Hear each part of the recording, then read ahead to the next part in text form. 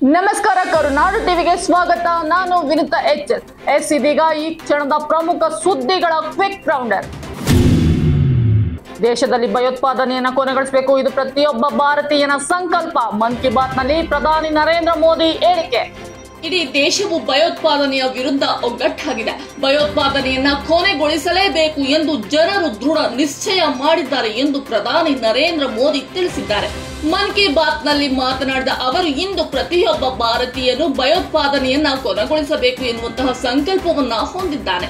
Operation Sindoor ಸಮಯದಲ್ಲಿ ನಮ್ಮ ಸೇನೆಯು ಪ್ರದರ್ಶಿಸಿದ ಶೌರ್ಯವು ಇಡೀ ದೇಶವೇ ಹೆಮ್ಮೆ ಪಡುವಂತೆ ಮಾಡಿದೆ ಎಂದರು. ಬೆಂಗಳೂರಿನಲ್ಲಿ ಮತ್ತೆ ಕೊರೋನಾ ಟೆನ್ಷನ್. ಓರ್ವ ವ್ಯಕ್ತಿ ಸಾವು, ಮತ್ತಿಬ್ಬರಿಗೆ ಕೊರೋನಾ ಸೋಂಕು ದೃಢ. ಪಿಶಾಚಿ ಅಂದ್ರೆ ಬಂದೆ ಗವಾಕ್ಷಿ ಅಂತ ಕಳೆದ 3 ವರ್ಷದ ಹಿಂದೆ ಜಗತ್ತನ್ನು ಇನ್ನಿಲ್ಲದಂತೆ ಕಾಡಿದ್ದ ಹೆಮ್ಮಾರಿ ಕೋವಿಡ್ ಇದೀಗ ಮತ್ತೆ ಕರ್ನಾಟಕಕ್ಕೆ ಒಕ್ಕರಿಸಿದೆ. ಇಡೀ ಜಗತ್ತನ್ನೇ ಬಿಟ್ಟು ಬಿಡದೆ ಕಾಡಿದ್ದ ಮಹಾಮಾರಿ ಕೊರೋನಾ ಮತ್ತೆ ತನ್ನ ಆರ್ಭಟವನ್ನ ಮುಂದುವರಿಸುವ ಮುನ್ಸೂಚನೆಯನ್ನ ನೀಡಿದೆ. ರಾಜ್ಯದಲ್ಲಿ ಶನಿವಾರ 5 ಕೊರೋನಾ ಸೋಂಕು ತಗುಲಿದೆ. ಬೆಂಗಳೂರಿನಲ್ಲಿ 85 ವರ್ಷದ ವೃದ್ಧ ಕೊರೋನಾ ಸೋಂಕಿಗೆ ಮೃತಪಟ್ಟಿದ್ದಾರೆ. ರಾಜ್ಯದಲ್ಲಿ ಒಟ್ಟು 38 ಸಕ್ರಿಯ ಕೋವಿಡ್ ಪ್ರಕರಣಗಳು ಪತ್ತೆಯಾಗಿದ್ದು, ಅವುಗಳಲ್ಲಿ 32 ಬೆಂಗಳೂರಿನಲ್ಲಿ ದೃಢಪಟ್ಟಿದೆ. ಶನಿವಾರ ವಿಜಯನಗರ ಜಿಲ್ಲೆಯ 1, ಮೈಸೂರಿನಲ್ಲಿ 2 ಹಾಗೂ ಬೆಂಗಳೂರಿನಲ್ಲಿ 2 ಕೊರೋನಾ ಸೋಂಕು ತಗುಲಿದೆ ಎಂದು ಆರೋಗ್ಯ ಇಲಾಖೆ ತಿಳಿಸಿದೆ. ಪಹಲ್ಗಾಮ್ ಸಂತ್ರಸ್ತರ ಬಗ್ಗೆ ಬಿಜೆಪಿ ನಾಯಕ ವಿವಾದಾತ್ಮಕ ಹೇಳಿಕೆ. ಪಹಲ್ಗಾಮ್ ಸಂತ್ರಸ್ತರ ಬಗ್ಗೆ ಬಿಜೆಪಿ ರಾಜ್ಯಸಭಾ ಸದಸ್ಯ ರಾಮಚಂದರ್ ಶನಿವಾರ ವಿವಾದಾತ್ಮಕ ಹೇಳಿಕೆಯನ್ನ ನೀಡಿದ್ದಾರೆ.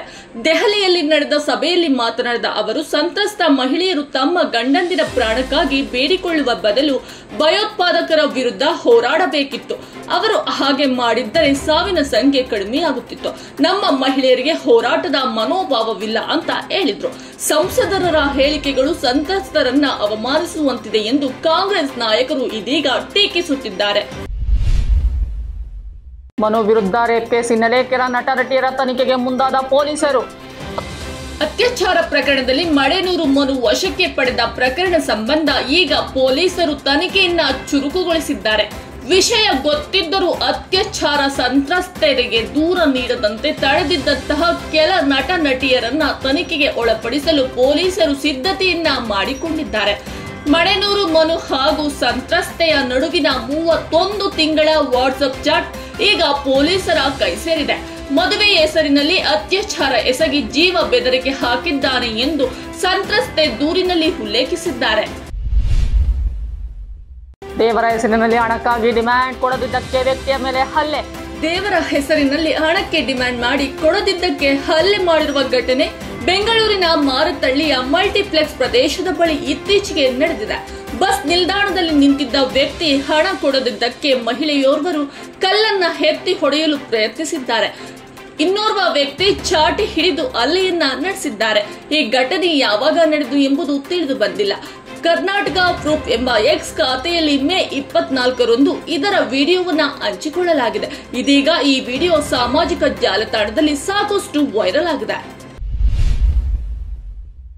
ಇದಾಗಿತ್ತು ಈ ಕ್ಷಣದ ಪ್ರಮುಖ ಸುದ್ದಿಗಳು. ಮತ್ತೊಂದಷ್ಟು ಸುದ್ದಿ ಸಮಾಚಾರದೊಂದಿಗೆ ನಾನು ನಿಮ್ಮ ಮುಂದೆ ಬರ್ತೀನಿ. ನಮಸ್ಕಾರ.